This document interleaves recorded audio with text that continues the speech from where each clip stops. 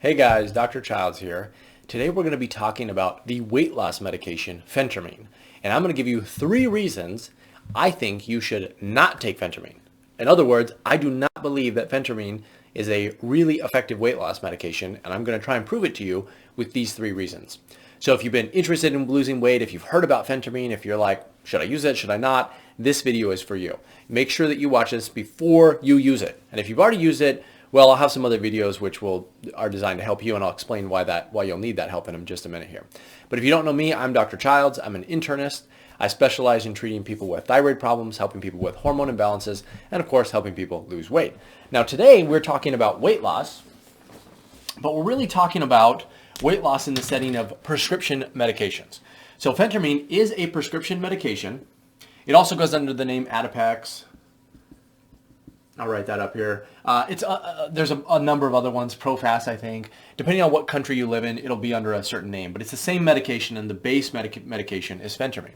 Now, Phentermine, I believe, is one of the first FDA-approved medications to treat weight loss, one of those, but it is still a very common drug used by doctors to try and help patients lose weight. Now, here's the deal with Phentermine. Is it effective at helping people lose weight? Yes, it is, but that weight loss is almost always short-term, and it is almost always the wrong type of weight loss, and the medication is almost always abused, and it cannot be used forever, and once you stop, your weight comes on. So there are plenty of problems and reasons that you should avoid Phentermine. I actually have a recommended way to use Phentermine. I'll make another video specifically on that, so there is a way that you can use it and get the benefits without these downsides, but I'm talking about how most people use it, which is every single day, usually for 2 to 3 months, then they go off of it, and so on. So we'll talk about it from that perspective. So Phentermine, let me just explain how it works first of all, because this will tie into what we're going to be talking about here. The way that Phentermine works is it's a stimulant, okay? So what a stimulant generally does, and we know this because doctors know this because they treat patients with ADD. And if you've ever had ADD medication, you know that it reduces your appetite, and it usually just makes it so you don't eat as much, and you actually burn a little bit more calories because it stimulates your body. So your metabolic burn goes up slightly, but only temporarily. So you have 2 benefits there. It's dropping your appetite, and also revving up the engine, so to speak, so that you're burning more calories. But it's not as good as it may sound, because almost always the weight loss that you will experience with Phentermine is temporary. Okay? And when people want to lose weight, they don't say, I want to lose 20 pounds and then gain that 20 pounds back in 3 months. Right? That's called yo-yo dieting. Okay, if your weight is going like this, but you're really just staying the same for long periods of time up at whatever it is, let's say 180 pounds. Let's say you go down to 160 here. You gain it back, you come down to 160, you gain it back. You're not doing any good for your body, okay? I mean, it's temporarily okay. I mean, it's good for your body to lose weight, but only if it's the right weight, which we'll talk about in just a minute here, the right places that you're losing weight. But most people are not thinking this way. What you want to do is you want to get your weight from 180, drop it down to 160, and you want to stay there, right? Or go even lower, right? And then go again down to 140, or whatever is normal for you. But you want to keep going down and not going back up. The weight loss that you experience with Phentermine is always temporary, because as soon as you stop taking the medication, your appetite comes back and the weight comes back on. So this is temporary weight loss, and it's really not that effective for people who are trying to have sustained weight loss forever. And doctors know this. They know this. I mean, when I first started my practice, I was really excited about Phentermine because I was like, this is great. I'll be able to use this. I'll be able to help patients. I started giving it to people, and I thought it would work really well. It worked okay. I mean, sometimes 5 to 10 pounds was fairly normal, maybe 5 pounds a month or something like that. But people can't be on it forever, and they also don't feel well with the side effects, which we'll talk about in just a minute. So they go off of it, and guess what? They gain the weight back. So I'm like, well, that's not really helpful. They have to spend money just for a minute. Then once they stop that medication, the weight loss comes right back. So I really had to figure out, I kind of tweaked how I was using it and really kind of thought about how it was working, and I made some changes which were effective, but that's not the topic of this video. So the reason number 1 not to use it is that the weight loss, if used every single day for some period of time, is only temporary. You will always hear some random stories of people who have been on Phentermine, they lose their weight and it stays off. They definitely exist out there, but they're very, very infrequent. I would say 1 to 2% of people will actually lose weight and keep it off. So it's very, very tiny. Even the medical and clinical studies which look at Phentermine over time, they all show that the weight comes back some period of time after, usually between 6 to 12 months, kind of depends, sometimes 3 months, somewhere like that. But down the line, the weight comes back. So that's reason number 1. Reason number 2 that your doctor may have not have mentioned, and you may not even be aware of this, is that using therapies which reduce your calories, the amount of calories that you consume, cause what's called metabolic damage. Okay, what that means is your metabolism is damaged as a result of using these calorie restricted diets. And this isn't a diet, but it is restricting your calories, so it will drop your metabolism. Metabolism. Okay, so taking phentermine will cause some element, some degree of metabolic damage, which is damage to the metabolism. And that's a problem. So let's use this example. I think it'll make a lot of sense to you. Let's say that you use phentermine, and let's be generous about it and say you go from 180 to 160, you use it for 2 months. During this time, you dropped your calories, and you lost your weight, and you kept it off, let's say, for 6 months, and it came back. But that weight loss came at a price, and it came at a price of your metabolism. So let's say this scenario caused just 10% of metabolic damage to the body. Okay, so let's look at this in the setting of eating a 2,000 calorie diet. So let's assume that not eating a 2,000 calorie diet, but burning a 2,000 calorie diet. So let's say if you were burning 2,000 calories every day, that's your baseline metabolism. That's the amount of food. If you ate 2,000, you would just stay the same. What happens if you apply a 10% penalty to this? Well, instead of burning 2,000, you're really burning 1,800 calories each and every day because you have a 10% damage to it in the form of metabolic damage. So now when you eat your normal 2,000 calories, you're at a surplus of 200 calories. This is why people who experience metabolic damage have to progressively lower their calories to maintain the weight that they're on. And by the way, this metabolic damage can go all the way down to 1,200 calories per day. So it's very possible that, and I see this all the time, people are consuming 1,000 or 1,200 calories per day just to maintain whatever weight they're at. And then nobody believes them because they're like, I guess people just don't understand this concept of metabolic damage, even though it's clearly outlined in the literature. It exists, and people are there. And so they're already calorie restricting just to stay the same. If they went up to 2,000 calories per day, they would gain a lot of weight. So the amount of metabolic damage that you have in your body depends on how many times you've done this yo-yo dieting throughout your life. And usually women, I would say in their 40s and 50s, they've done it many times, so they have probably more than 10%, maybe 20 to 25%, which is a big deal because it makes it so you have to eat fewer calories every single day just to maintain your weight.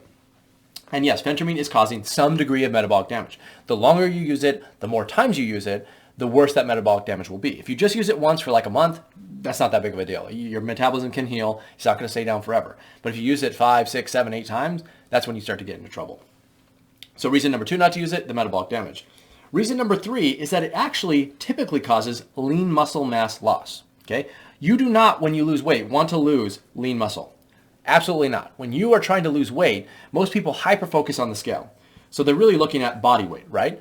But what they don't realize is that if you lose weight incorrectly, you're not just losing body fat. In fact, a lot of the times you're losing lean muscle mass.